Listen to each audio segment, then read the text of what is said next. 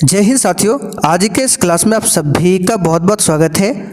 तो साथियों, बिहार पुलिस मध्य निषेध सिपाही और कक्षपाल की भर्ती के लिए आज हमारा सुपर प्रैक्टिस सेट नंबर 25 चलेगा, जिसमें साथियों हम लोग जीके, साइंस और करंट अफेयर्स को मिलाकर टोटल 50 सिलेक्टेड प्रश्नों को कवर करने वाले हैं।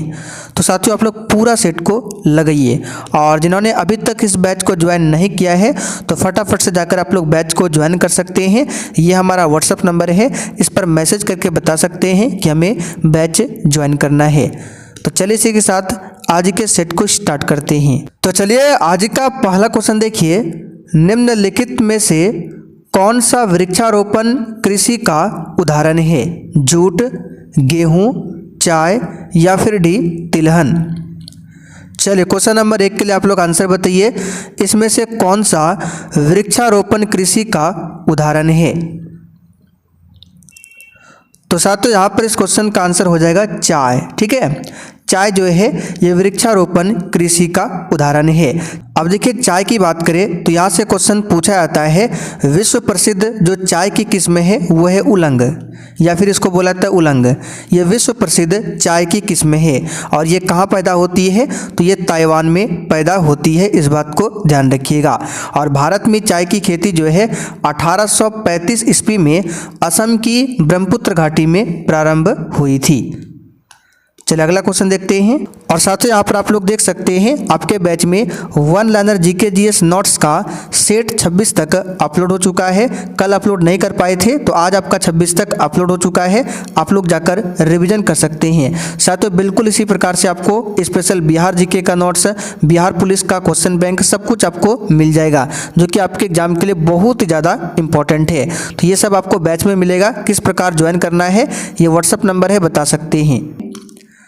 1917 में भारत में पहली जूट मिल किस शहर में खुली थी? चलिए क्वेश्चन नंबर 2 के लिए आप लोग आंसर बताइए। 1917 में भारत में पहली जूट मिल कहाँ पर खुली थी? कलकत्ता में। यहाँ पर फर्स्ट ऑप्शन आपका सही जवाब है। कहाँ पर खुली थी? कलकत्ता में खुली थी। अब देखिए जूट की बात करें तो जूट एक नगदी फसल का उदाहरण है और भारत विश्व में जूट का सबसे बड़ा उत्पादक देश है। ठीक है, अगर आपसे पूछे कि भारत में कौन सा राज्य है जहाँ पर सबसे अधिक जूट होता है तो वो है पश्चिम बंगाल। कौन सा है? पश्चिम बंगाल। और भारत में पूछे प्रथम सफल सूती वस्त्र कारखाने की स्थापना कब होती है? तो 1854 में। कहाँ पर? बॉम्बे में।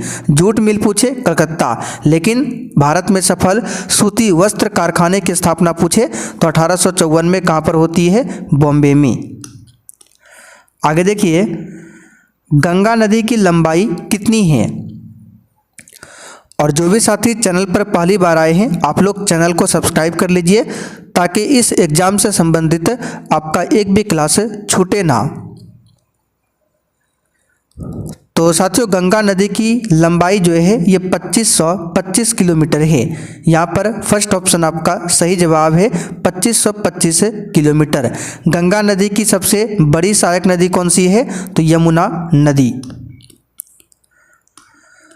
आगे देखिए, श्रीलंका की सबसे ऊंची पर्वत चोटी कौन सी है? बिल्कुल आपके सिलेबस पर आधारित क्वेश्चन है, बताइए इसका आंसर क्या होगा? श्रीलंका की सबसे ऊंची पर्वत चोटी कौन सी है? तो याद रखिएगा पिद्रुत लागला, ये श्रीलंका की सबसे ऊंची चोटी है। अच्छा, श्रीलंका की सबसे लंबी नदी पूछे तो महावेली गंगा, यहाँ पर लिख देते हैं महावेली गंगा श्रीलंका की सबसे लंबी नदी है। इसकी लंबाई है 335 किलोमीटर। श्रीलंका का पुराना नाम क्या था? तो सिलोन। ठीक है, श्रीलंका को पहले सिलोन के नाम से पुकारा जाता था, इस बात को भी आप लोग ध्यान रखिएगा। अच्छा, श्रीलंका का राष्ट्रगान क्या है? तो श्रीलंका माता श्रीलंका का राष्ट्रगान है। आगे देखिए, हीराकुंड जल विद्युत केंद्र भारत के किस राज्य में स्थित है? बताइए इसका आंसर क्या होगा। और जिनको भी बैच ज्वाइन करना है वो आपको क्लास के लास्ट में बताया जाएगा किस प्रकार से बैच को ज्वाइन करना है। इसका सही जवाब है ये ओडिशा में है। कहाँ पर है? ओडिशा में है। किस नदी पर है? तो महानदी पर है। यहाँ पर आंसर क्या होगा? C option. आगे देखिए, निम्नलिखित में से कौन सा मौलिक अधिकार नहीं है, बताइए। बिल्कुल सोच समझकर आंसर करना है। मौलिक अधिकार वर्तमान में 6 है, जिसे अमेरिका देश के संविधान से लिया गया है। मौलिक अधिकार को भाग 3 और अनुच्छेद 12 से लेकर 35 तक में रखा गया है। तो 6 मौलिक अधिकार में कौन कौन सा है? समता का मौलिक अधिकार है, ठीक है, स्वतंत्रता का मौलिक अधिकार है, उसके बाद स्वतंत्रता का अधिकार है, शोषण के विरुद्ध अधिकार है, धर्म की स्वतंत्रता का अधिकार है, संस्कृति और शिक्षा संबंधी अधिकार है, और लास्ट में क्या है? संवैधानिक उपचारों का अधिकार। तो इसमें से संपत्ति का अधिकार नहीं आता है, क्योंकि इसको 44वां संशोधन 1978 के तहत संपत्ति के अधिकार को मौलिक अधिकार की श्रेणी से हटा दिया गया। तो ये अब मौलिक अधिकार नहीं है। आगे देखिए, लोकसभा में अनुसूचित जाति यानी कि आपका SC के लिए कितनी सीट आरक्षित है? शेड्यूल कास्ट अनुसूचित जाति, ST का मतलब होता है शेड्यूल ट्राइब्स अनुसूचित जनजाति। तो लोकसभा में अनुसूचित जातियों के लिए 84 सीटें आरक्षित है। इसको याद कर लीजिए, कितना है? 84 सीटें आरक्षित है। यहाँ पर फर्स्ट ऑप्शन आपका सही आंसर है। आगे देखिए, निम्नलिखित में भारत के लिए कौन सा कथन सही है, बताइए। चलिए क्वेश्चन नंबर 8 के लिए आप लोग आंसर बताइए। इसमें से भारत के लिए कौन सा कथन सही है? तो यहाँ धार्मिक स्वतंत्रता का अभाव है, बिल्कुल गलत है। यहाँ धर्म की प्रधानता है, ये भी गलत है। यहाँ धर्म निरपेक्षता का सिद्धांत है, बिल्कुल सही है। हमारा भारत जो है धर्मनिरपेक्ष राष्ट्र है। राष्ट्रपति 5 वर्ष तक अपने पद पर रहता है, बताइए किस तिथि से? इसका सही जवाब है अपने पद ग्रहण के दिन से राष्ट्रपति 5 वर्ष तक अपने पद पर रहता है। यहाँ पर C ऑप्शन आपका सही जवाब है, ध्यान रखिएगा। आगे देखिए, कौन सा व्यक्ति वोट देने का अधिकारी नहीं होता है, बताइए।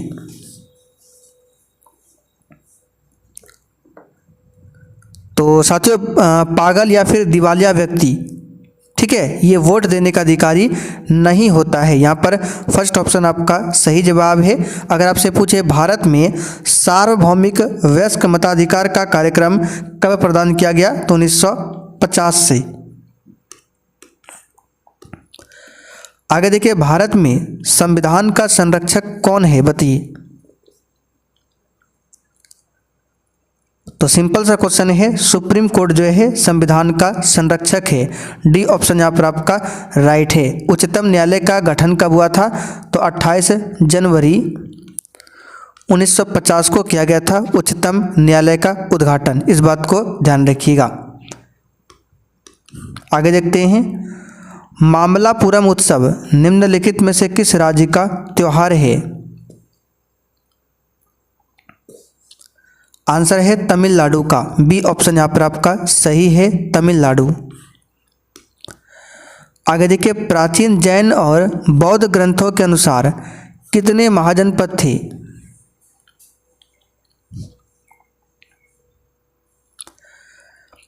इसका सही जवाब है 16 महाजनपद।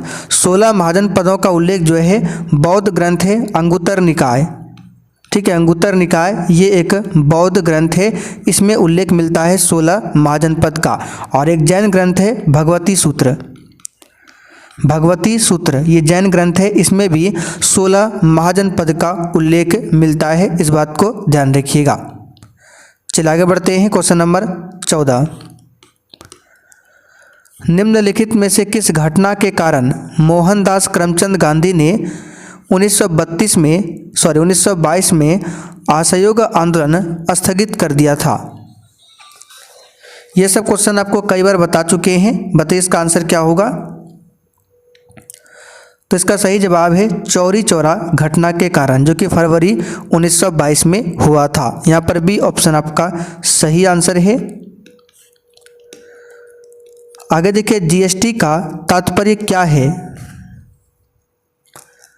जीएसटी लागू करने वाला पहला देश का नाम है फ्रांस। फ्रांस में जीएसटी 1954 में लागू हुआ था और भारत में जीएसटी 1 जुलाई 2017। जीएसटी का फुल फॉर्म होता है गुड्स एंड सर्विस टैक्स यानी वस्तु एवं सेवा कर। यहाँ पर सी ऑप्शन आपका सही आंसर है। आगे देखिए, निम्नलिखित में से कहाँ फिलीपींस की राजधानी है, बताइए। बताइए फिलीपींस की राजधानी कहाँ पर है, तो मनीला में फिलीपींस की राजधानी है। सी ऑप्शन आपका राइट है और मनीला में ही अंतर्राष्ट्रीय चावल अनुसंधान केंद्र स्थित है। ठीक है, एडीबी का मुख्यालय पूछे एशियन डेवलपमेंट बैंक, तो इसका भी मुख्यालय कहाँ पर है, मनीला में। भारत में राष्ट्रीय एकता दिवस किस तारीख को मनाया जाता है, बताइए।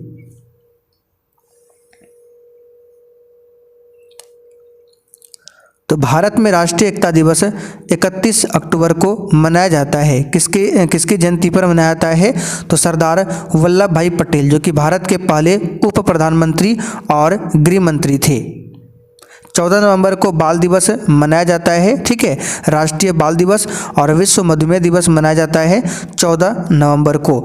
2 अक्टूबर को गांधी जयंती और अंतर्राष्ट्रीय अहिंसा दिवस मनाया जाता है। आगे देखिए, चंद्रयान 3 के लैंडर का नाम क्या है, तो आप सभी जानते हैं विक्रम है। क्या है, विक्रम। आगे देखते हैं, जिन्होंने भारत में लोगों की योजना तैयार की, बताइए कौन है। एक आर्थिक योजना की तैयार की, बताइए कौन है। इसका आंसर है MN रॉय। इन्होंने भारत में लोगों की क्या किया था, एक आर्थिक योजना तैयार किया था। जयप्रकाश नारायण ने ही संपूर्ण क्रांति का नारा दिया था। इनको लोक नायक की उपाधि दिया गया है। आगे देखते हैं, भारत का इको मार्क लोगो क्या है, स्टार मार्क कर लीजिए, अच्छा क्वेश्चन है। तो साथियों, भारत का इको मार्क लोगो जो है मिट्टी का एक घड़ा है। यहाँ पर फर्स्ट ऑप्शन आपका सही है। आगे देखिए, अंतर्राष्ट्रीय खेल दिवस कब मनाया जाता है,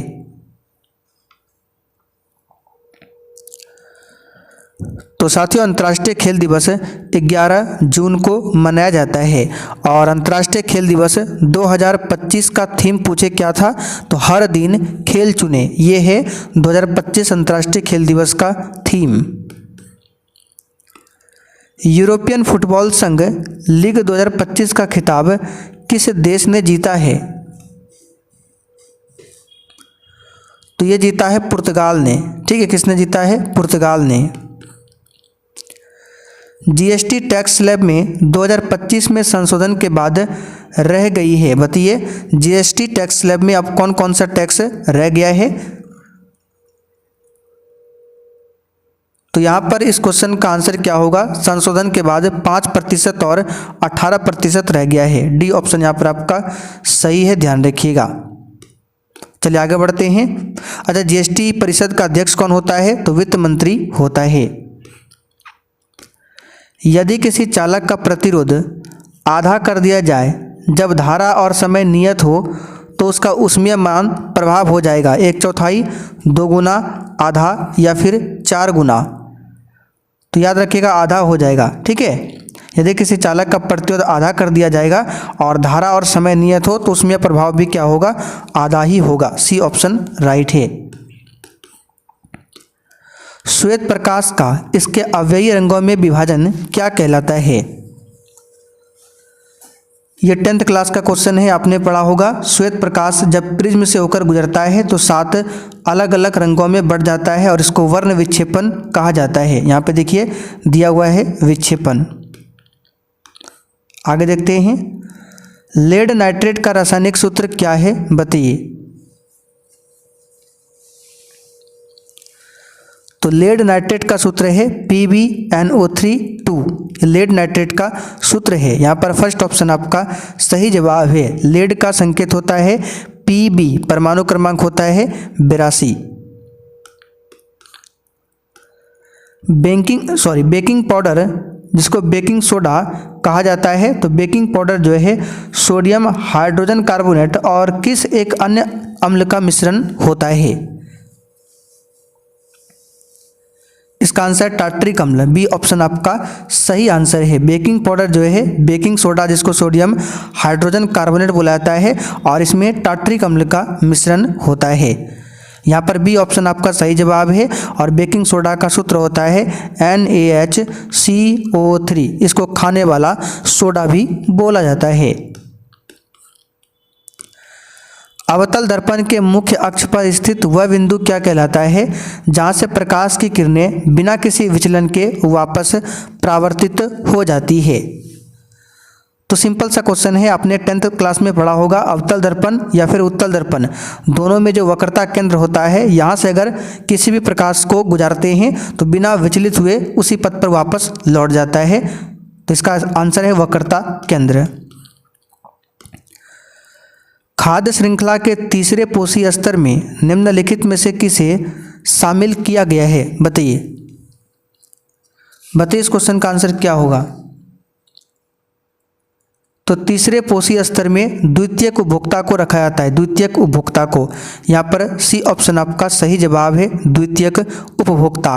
प्राथमिक उपभोक्ता कौन है? तो जो पादप पेड़ पौधा को खाता है वो आपका प्राथमिक उपभोक्ता, जैसे हिरन, गाय, भैंस, बकरी, ये प्राथमिक उपभोक्ता। और जो प्राथमिक उपभोक्ता को खाता है वो द्वितीयक उपभोक्ता कहलाता है। जैसे कि बकरी को कौन खाएगा? तो शेर खाता है, शेर आपका द्वितीयक उपभोक्ता में आ जाएगा। और ये खाद्य श्रृंखला का तीसरा पोषी स्तर है, द्वितीयक उपभोक्ता। निम्न में कौन एक राजनीतिक अधिकार है? बताइए।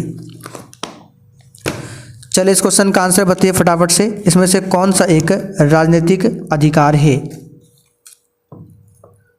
तो यहाँ पर इस क्वेश्चन का आंसर क्या होगा? मतदान का अधिकार, ये एक राजनीतिक अधिकार है। चौथा ऑप्शन सही है। पृथ्वीराज चौहान को मोहम्मद गौरी ने किस युद्ध में हराया था?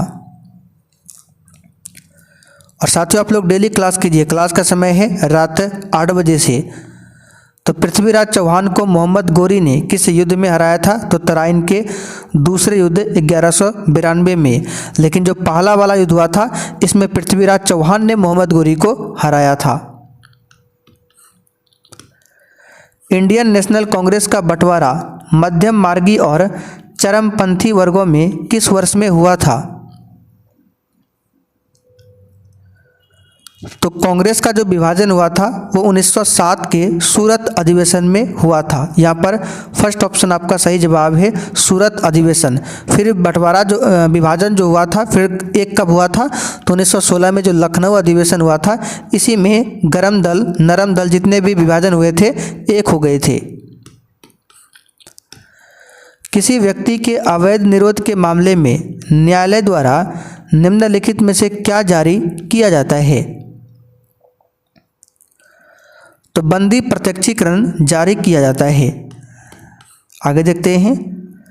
पेशवा प्रथा ब्रिटिश द्वारा किस पेशवा के काल में समाप्त की गई थी? अच्छा क्वेश्चन है, बताइए। इसका आंसर है बाजीराव द्वितीय के शासनकाल में। बाजीराव द्वितीय जो है मराठा महासंघ के अंतिम पेशवा थे। उनके काल ही में अंग्रेजों द्वारा पेशवा पद को समाप्त कर दिया गया और इसके बदले उन्हें एक मोटी पेंशन दी गई थी बाजीराव द्वितीय को। राजा खारवेल किसके चेदी वंश के महानतम शासक थे? तो खारवेल जो है कलिंग के तीसरे राजवंश चेदी वंश का था। कलिंग, यहाँ पर दूसरा ऑप्शन आपका राइट है। किस चार्टर एक्ट से चीन के साथ ईस्ट इंडिया कंपनी का व्यापार एकाधिकार समाप्त हुआ था? इसका सही जवाब है चार्टर एक्ट 1833। यहाँ पर तीसरा वाला ऑप्शन आपका राइट है। परिसंघ बनाने का विचार सर्वप्रथम किसने प्रस्तावित किया था? तो ये किया था नेहरू रिपोर्ट 1928 वाला। तमाड़ विद्रोह कब हुआ था? बताइए। तो तमाड़ विद्रोह जो है आदिवासियों को उनके भूमि संबंधी अधिकार दिलाने के लिए ठाकुर भोलानाथ सिंह के नेतृत्व में हुआ था। कब? 782 में। आगे बढ़ते हैं। भारत में सर्वप्रथम जनगणना कब हुई थी बताइए। तो साथियों भारत में सर्वप्रथम जनगणना जो है 1872 में हुआ था, मेयो के समय में। लेकिन 10 के आधार पर जनगणना पूछे भारत में कब हुआ था? 1881 में। लेकिन और पूछे स्वतंत्र भारत में पहली जनगणना कब होती है? तो 1951 में। आगे देखते हैं। अन्नपूर्णा प्रणाली कब लागू की गई? तो ये 1 अप्रैल 2000 को लागू किया गया था, अन्नपूर्णा योजना। दुनिया में सबसे ज़्यादा मतदाता किस देश के पास है बताइए। तो बिल्कुल बच्चों वाला क्वेश्चन है, आप सभी जानते हैं भारत के पास है। मुगल काल में संस्कृत से फारसी में अनुदित महाभारत को किस नाम से जाना जाता है? तो महाभारत का जो फारसी में अनुवाद हुआ था उसका नाम रखा गया था रज्मनामा। फारसी अनुवाद है महाभारत का। यहाँ पर तीसरा ऑप्शन आपका राइट है। निम्नलिखित में से कौन 15वीं शताब्दी के दौरान असम में वैष्णव संप्रदाय के मुख्य समर्थकों में से एक था? तो ये हो जाएगा श्रीमंत शंकरदेव। ठीक है, चौथा ऑप्शन यहाँ पर आपका सही आंसर है। भारतीय संविधान के किस अनुच्छेद में अस्पृश्यता उन्मूलन के विषय में उल्लेख किया गया है? तो छुआछूत का अंत आर्टिकल 17 में किया गया है। चौथा ऑप्शन राइट है। भारतीय संविधान में न्यायिक पुनरावलोकन की शक्ति और न्यायपालिका की स्वतंत्रता का प्रावधान किस देश से लिया गया है? तो ये लिया गया है अमेरिका के संविधान से। चौथा ऑप्शन आपका राइट है। निम्नलिखित में से कौन भारत रत्न से सम्मानित नहीं है? चलिए बताइए इस क्वेश्चन का आंसर क्या होगा। तो श्यामा प्रसाद मुखर्जी भारत रत्न से सम्मानित नहीं है। बाकी मोरारजी देसाई सम्मानित है, एमजी रामाचंद्रन, विनोबा भावे सभी सम्मानित है। आगे बढ़ते क्वेश्चन नंबर 47। निम्नलिखित में से किस नदी पर नागार्जुन सागर बांध स्थित है बताइए। तो साथियों कृष्णा नदी पर है नागार्जुन सागर बांध। दूसरा ऑप्शन यहाँ पर आपका राइट है। निम्नलिखित में से पूर्वी घाट की सबसे ऊंची चोटी कौन सी है बताइए।